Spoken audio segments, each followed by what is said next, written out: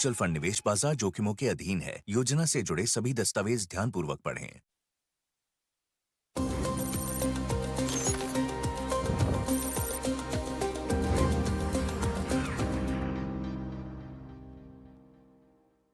Hello and a warm welcome. You joined us on Commodity Central right here on ET Now. I'm Ashesha Atwaryu, and on the show today we are going to put the spotlight on the sugar sector, especially because there have been so many developments over the last 1 week.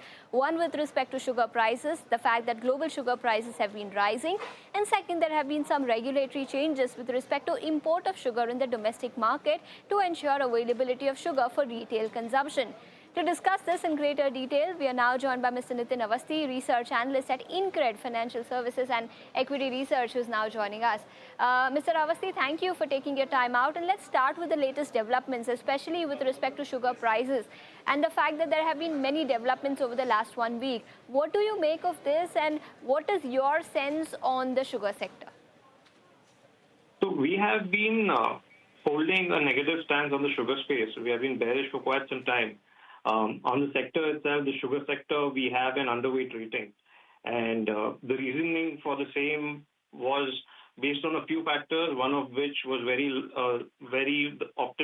which is played out right now very optimally, is the fact that the sugar balance sheet for India was not favorable. Our inventories had fallen to decadal lows, and possibility of a sugar squeeze was very, very likely, and that's exactly what has played out as of now.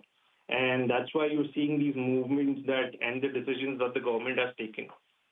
And that was our reasoning and why we had a negative stance on the whole sector. Given the development as of now, of course, the negative stance holds. There is no doubt that the sector is in for a couple of tough years going ahead. Okay, so your stance on the sugar sector continues to remain underweight. That's as far as the sector is concerned. But what do you make of the inventory level in the domestic market? Do you think that the steps that are taken by the government in terms of duty-free import of about 1 million tons of sugar into the domestic market, was it warranted, or is this a cautionary stance that has been taken by the government? That's actually a good question. It is more cautionary because given the season, the sugar season is about to start. We could have waited and, we could have played it out. But given that the government has taken the stance to import, it is cautionary in nature. So there is no doubt about that, because going forward, we are going to start the crushing soon. And once the crushing starts, a lot of these things will ease out.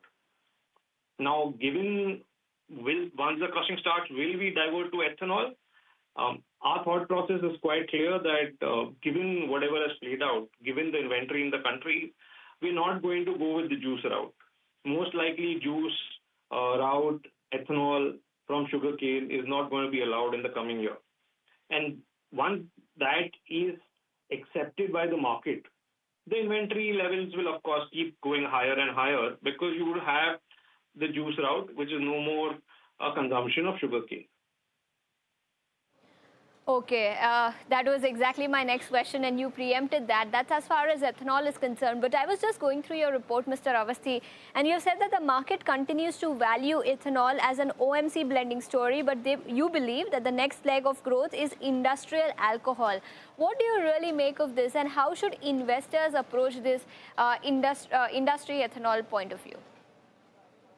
So let's break it into two parts before we address that, because then there can be a confusion if that is not done. Industrial alcohol in India was predominantly an import story. US was the main market from where industrial alcohol for chemical purposes used to be imported into India.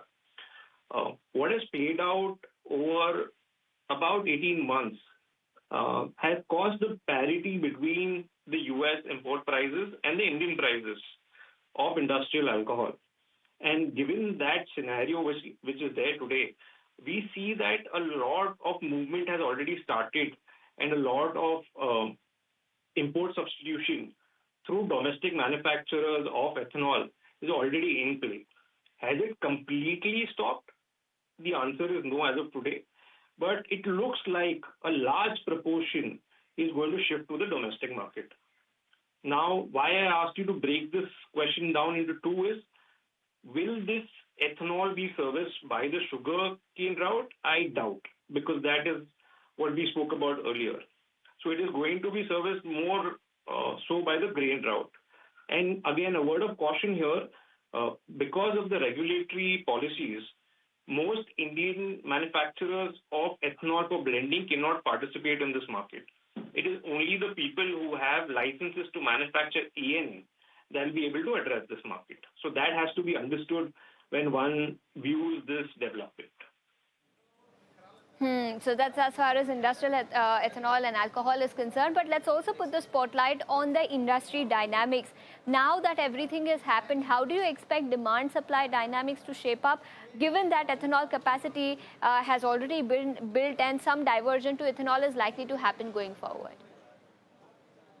When it comes to ethanol, it is quite clear that the 20% blending is here to stay.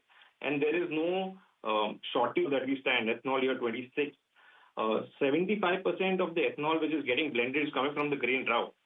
So a lot of ethanol which is blended in the current year itself is from the grain route. The remainder 25% is from the sugar route.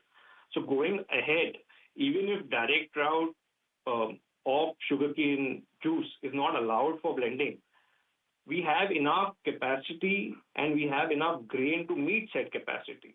So I don't see a problem with the blending story. I see it very strong. I see it holding very strong. So even if the equation tilts more in favor of the grain ecosystem will be able to handle it, in my view.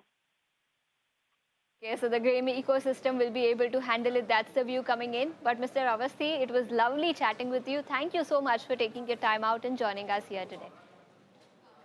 Thank you. And with that, it's a wrap on this edition of the show. Thanks so much for tuning in. More news and updates will continue on the other side. Stay tuned.